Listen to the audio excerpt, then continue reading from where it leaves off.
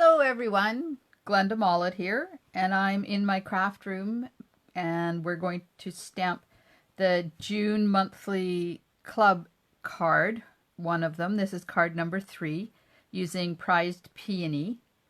So we're using the Prized Peony stamp set and the peony dies. This is the card we're going to make. It has a triple bow on it made out of this really cool ribbon that's called Pool Party Sheer Ribbon. And then there's a die cut, ornate layers die cut. And I forgot to get that out, so hang on a minute please. There they are. Okay, so while you look at the card, I'll just flip it so the recipe is there. Now, club members, you will receive a copy of this recipe.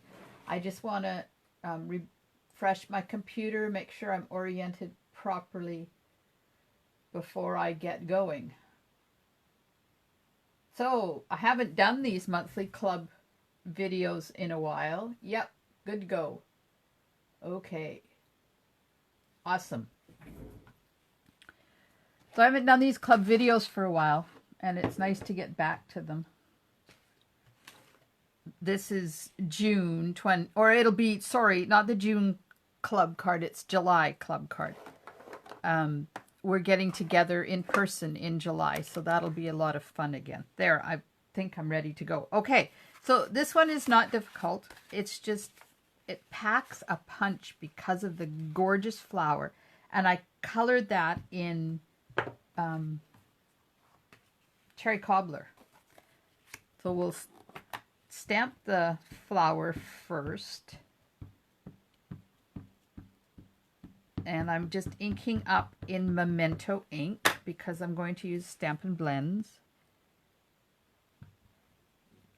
So there we have. Isn't that a gorgeous image? Man alive, I tell you. This bundle is spectacular. Okay, so there's this, there's that. Now I have to color it and then we'll die cut it. Then I'm going to take, so this card takes, there's the envelope. There's a Whisper White 8.5 by 5.5 base. It takes 2 5.25 by 4 inch pieces, one for the inside and one to do the die cut on the outside. And then it takes a piece that is 3.5 by 4.25 ish to do that. And the double bow, and that's it. Okay, so I'm going to take one of the 5.25 by 4 inch pieces and get out the die from Ornate Layers, and we'll just run that through the die cutting machine.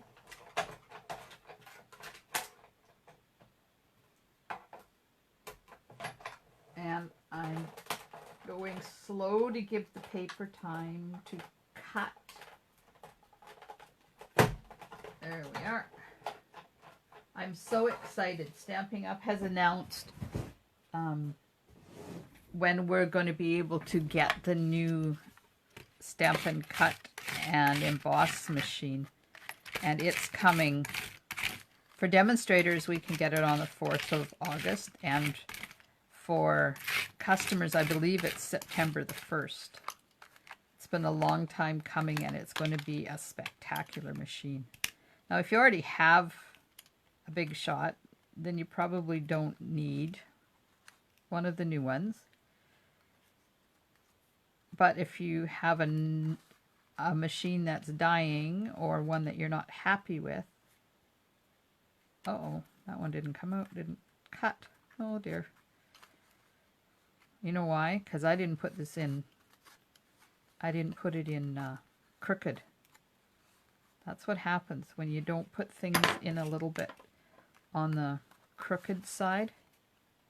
If you put your die in this way and it hits and has to jump up, see, it missed cutting that. So put it in your die cutting machine this way. Okay, I always say that, and then sometimes I forget to do it. So just hang on a sec while I run that part through again. I just want to cut that corner. There we go. That's better. And then all the little pieces come out. Make sure I get all the ones around. There's one left right there. Now you don't have to be as anal as me if you don't want. You can definitely make your card with some of these little pieces left in there, because it really does make a cool effect is the word I'm looking for. Man, when I go live, the words just tend to stop flowing. Okay, so we have our card, or our flower. We have our die cut. Now the front of this card is embossed with the subtle embossing folder right on the card. And I want it to go this way. So I'm moving it down so that the fold lines up with the end of the embossing there, because this has to go through the machine this way. Now see, I don't have it over far enough. So I have to open it up again and move it over a bit, because otherwise it's not going to emboss there. There we go. So now I just got to switch my machine quickly here to the embossing mode.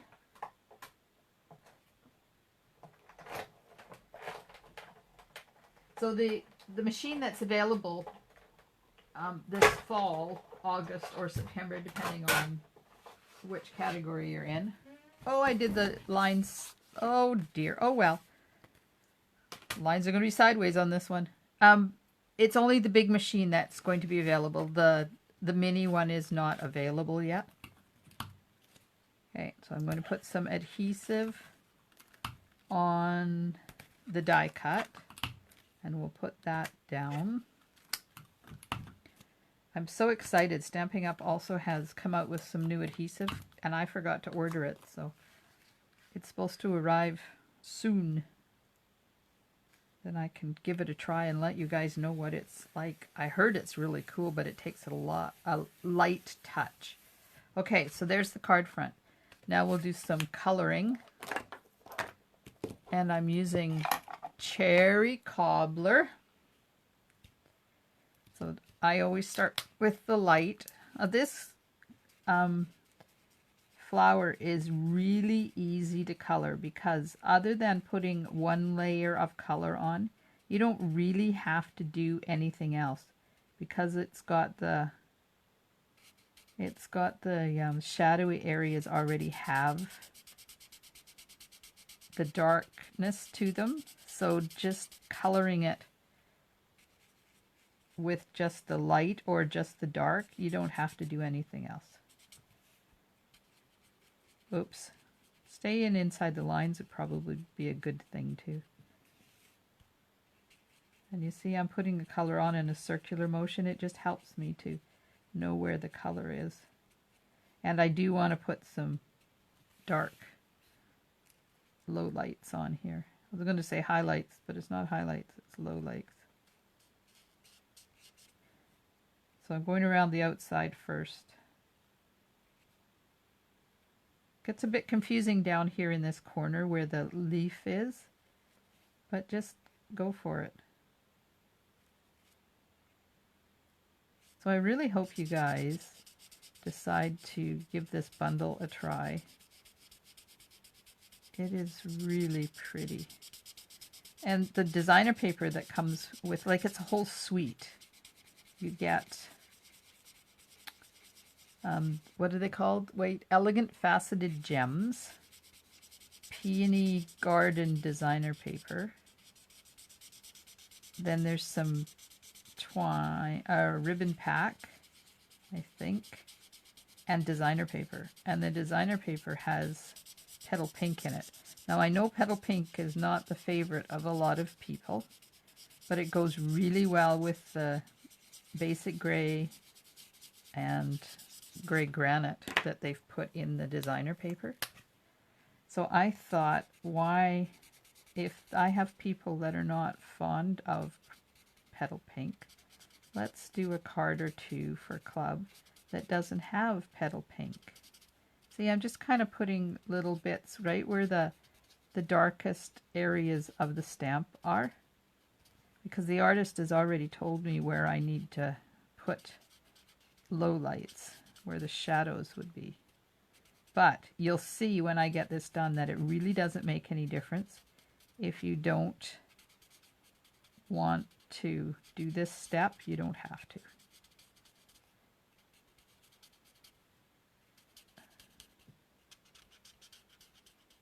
There. And then I'm going to make sure that the center is dark. I'll just go back over with a quick color with the light one, just to blend it all in.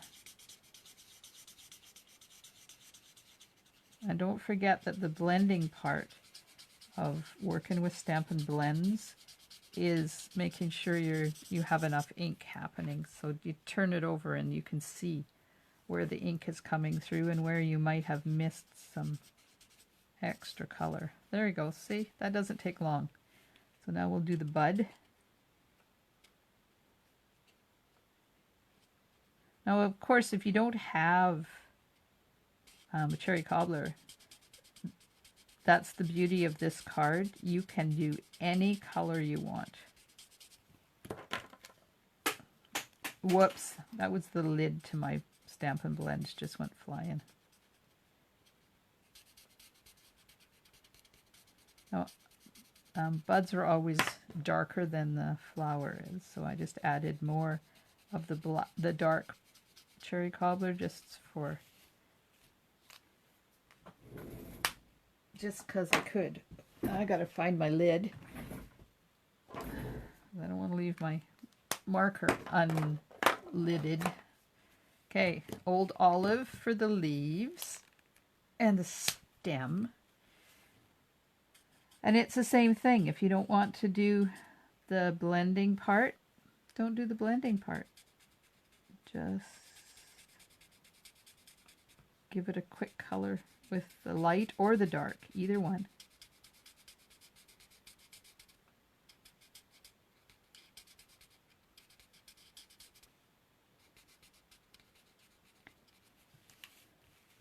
It looks good with just one color, but it also looks good if you want to, if you prefer to do the shading.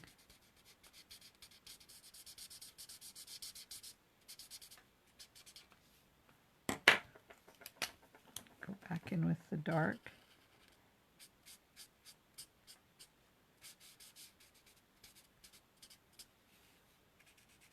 A few low lights there. Back over with the light just to make sure it all gets blended in. You don't want streaks. Well, I don't want streaks. But on your card, you can kind of do what you want. If you don't have Stampin' Blends, gasp, why not? You can also color with watercolor pencils, or an aqua painter and re-inker, but you'd have to do it on shimmery white or something. You couldn't do it on the basic Whisper White because it breaks down too much. If you do the aqua painter, you can also do a blender pen. There's lots of different ways to color. And I just went down the side of each stem to give it a highlight there.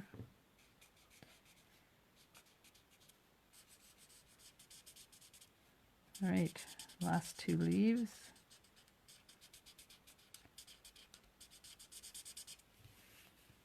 I find coloring very therapeutic. Some days I don't want to do it. Some days it's like, no way, not happening. And other days I could just sit for hours and just color.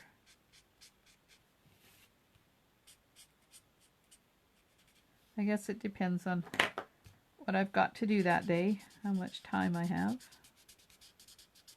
It's so nice to be able to start my in-person classes again. I've been enjoying them. There we go, flower done. Okay, are. Now, there's a die to cut those out. So I will just get that die. And I have in my packet, I've kept my negative from the die cut because I've discovered a cool trick to making sure your dies stay where they're supposed to be. Okay, magnetic platform, cut or stamped image.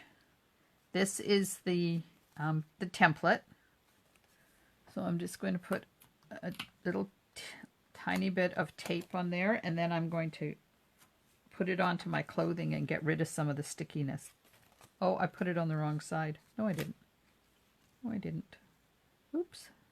Okay, so now I'm just, let me get this up here where you can see. I'm just taking my negative, lining it up all the way around, making sure that I have equal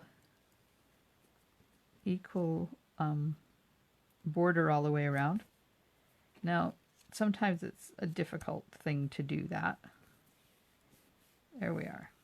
And then you take your die and you put it in the hole and you play with it till it falls down into that hole and stays there like that. Now it's not going to move because it's in there, it's being held in there. When I saw this online, it was one of the major aha moments in my stamping career. Something that easy can make life so much easier. See, now there I have two. So don't forget, when you are here, make sure you take your negative with you so that you have that technology at home. There we go. Okay, put the die away. Because you know me and dies, they go walkabouts all on their own. All right, now dimensionals, because we're going to pop this up. And it's quite a big image, so I'm going to use quite a few dimensionals. Make sure you get the extremities. I want to make sure things get held down.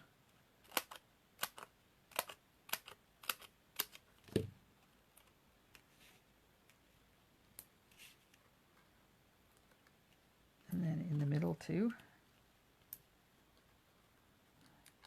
Probably overkill, but I'd rather have overkill than have my card flopping. And I've said that before. All right, I need a really thin, to cut a really thin one. There we are.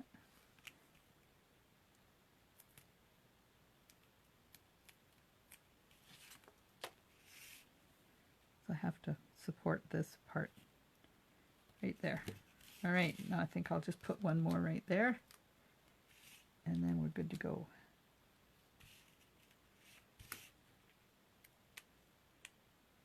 Except that one's going to show, so now I have to move it. Be gentle with them. Sure, that'll do. Okay, now take the liner off. All the little pieces.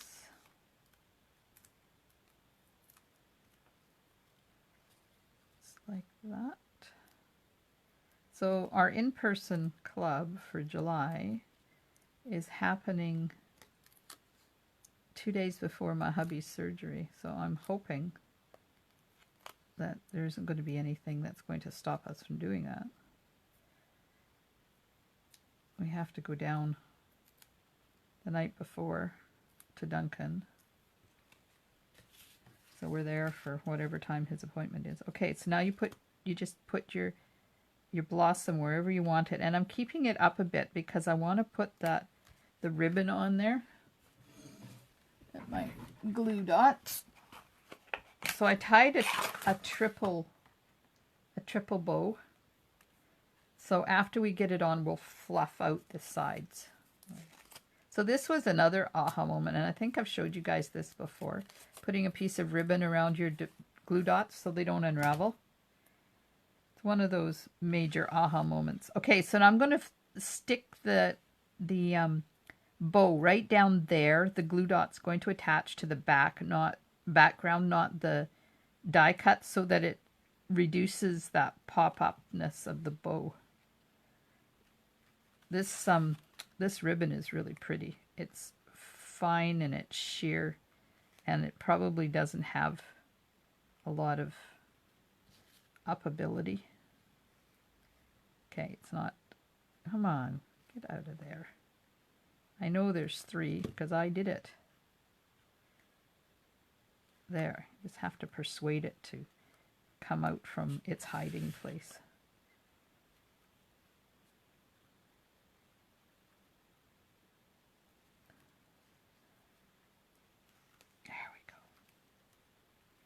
There we go.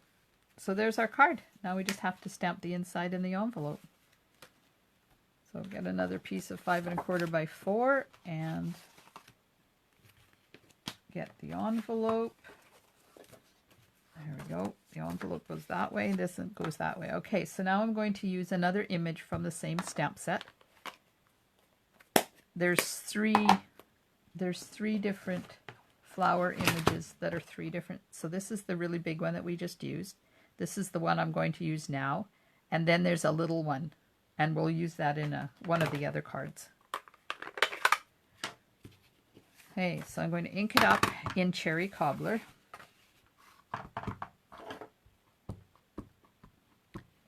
First of all, get my dirty paper because I'm going to ink it or stamp it half on and half off. And I don't want. So if you're looking for the July host code for our monthly club, this is it. And we're going to do our orders on the 30th of June so that our July hostess can have benefit of the June extended hostess promotion. So there we go. There's that. And on the envelope,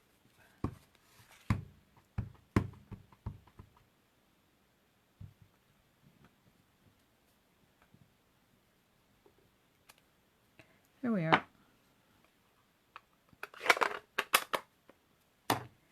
Right, dirty paper away. So the inside, oh, I forgot that I did this too. This is another one of the dies that are in the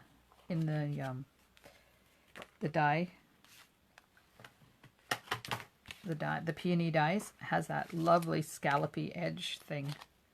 So we need to use that.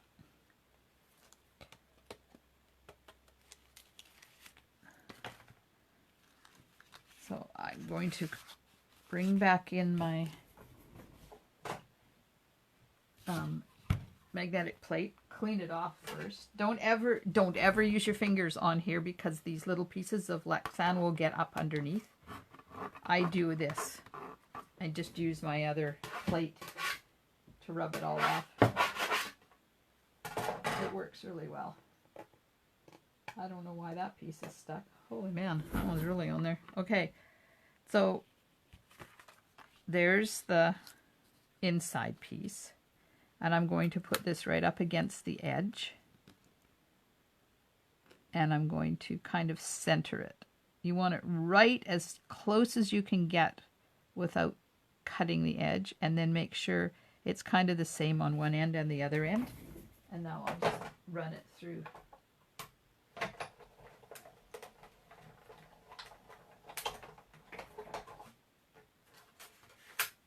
And look at that. Isn't that cute? Not only does it cut, but it embosses as well. So you get this really cute line on there. Okay, put this back in here so I don't lose it. And put this inside. Now, I chose not to add anything around the outside of the inside piece. this time because I wanted the softness of white on white. But you can definitely do that. You can either sponge it, or you could use a marker, or you could just leave it plain like I did. There we are. So there's the card. Card number oh, except for the bling. Oh, the bling. Oh, the bling. Elegant faceted gems. Holy Aunt Jemima, do I love these things. So you can see I put them, 3 of them on, and they've got kind of a blue tinge to them to match the ribbon. So all I did was take my dark Pool Party, and I think I'll use the, so they come in clear. It's got a pinky tinge, like petal pink tinge to them, and these ones are more frosted. So I'm going to do the frosted ones. Now, because these are so faceted, they are going to ruin the tip on your marker. So use the tip that you don't like to color with. And I don't like coloring with the brush tip, so I'll use that. And you just kind of got to go over them 3 or 4 times and then dot a little bit on. And there's 2 sizes. There's a big one and a little one.